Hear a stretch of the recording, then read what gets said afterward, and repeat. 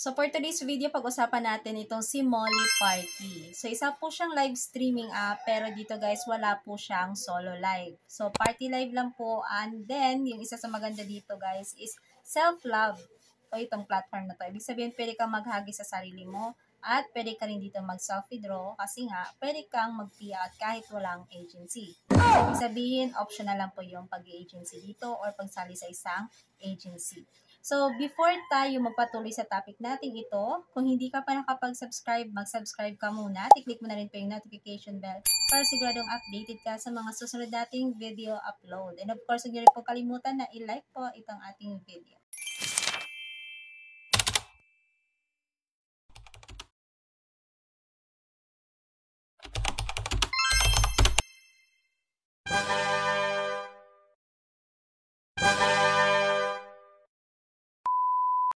Natin pag-usapan yung ways of earning sa dito sa Molly Party.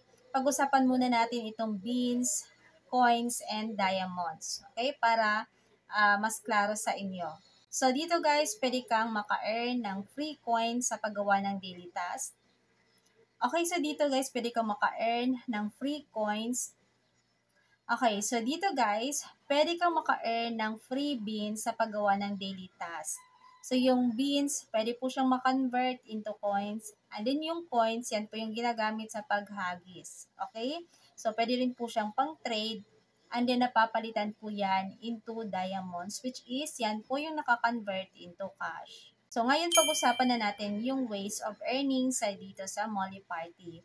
So, before natin pag-usapan yung ways of earnings, magdi-disclaimer muna ako, okay? So, guys, itong platform na share ko sa inyo today, isa po siyang live streaming app. So, pwede po siyang pagkakitaan ng extra pera. Pero hindi po guarantee yung kitaan dito kasi yung kikitain natin dito is magbabari po. Depende sa effort na binigay natin, sa oras na ininvest natin dito, and of course, yung strategy na ginawa natin sa paggamit nitong platform.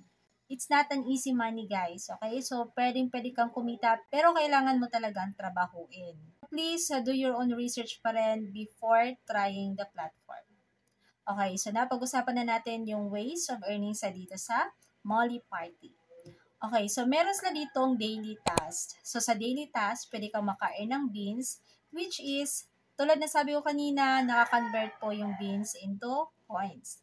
So, pupunta ka lang dito, and then, pipili ka kung ano yung i-avail mo dito na package para mapalitan yung iyong beans into coins.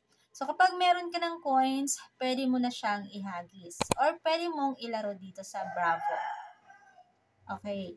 So, itong si Bravo guys, para po siyang lucky sa Pupulive. Ibig sabihin, kapag ito yung ginamit mo, ito yung gift na hinagis mo, pwedeng lumago yung iyong coins. Like, pwede siyang mag times 2, times 3, so depende kung magkano yung makukuha ninyo. Pero, pwede rin pong maubos yung iyong coins ay dito.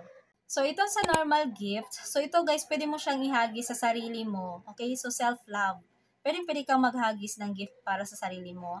And then, yung coins na hinahagis mo, napapalitan po siya into diamond. So, pwede mo rin siyang ihagis sa mga friends mo or kasama mo sa agency kung sakaling sumali ka sa agency. Okay? So, dito nga po guys, sa Molly Party, wala nga po siyang solo live. So, ganito lang po yung pwede natin gawin dito, mag-party live. Katulad dito, nakikita nyo, ayan.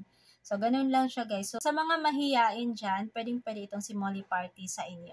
Okay? And then, hindi rin kailangan dito na mag-agency ka or sumali ka sa isang family. But I suggest guys na mas maganda talaga na meron kang sariling agency na sinalihan or family para matulungan ka rin or mag-guide ka rin dito sa Molly Party. Okay? So ako guys, wala pa akong agency na sinalihan kasi nga kinikilala ko pa rin hanggang ngayon yung platform kasi bago ko lang to in-install.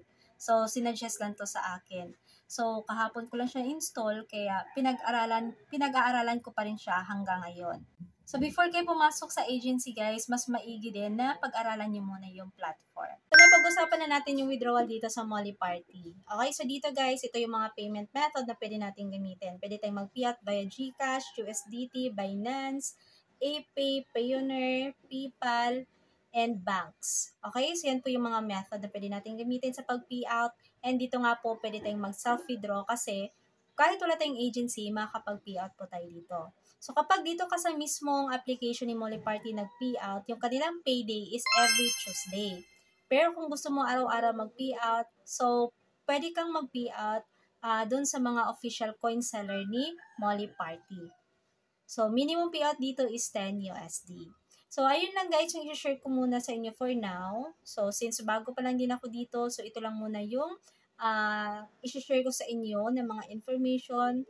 And then, abangan nyo yung mga susunod nating video na gagawin dito about sa Molly Party dahil for sure, marami pa akong gagawing video tutorial dito sa platform na ito. Okay? So, stay tuned and always keep on watching guys para lagi kayong updated sa mga susunod nating uploads. Huwag kalimutan mag-subscribe at i-click ko yung notification bell para lagi kang updated. Okay? Kung nagustuhan nyo man po itong platform na share ko sa inyo today, huwag nyo kalimutan na i-like itong ating video. And guys, yan lang muna for now. And din yung link guys ay nasa ating pinned comment below. That's it for today. Thank you for watching.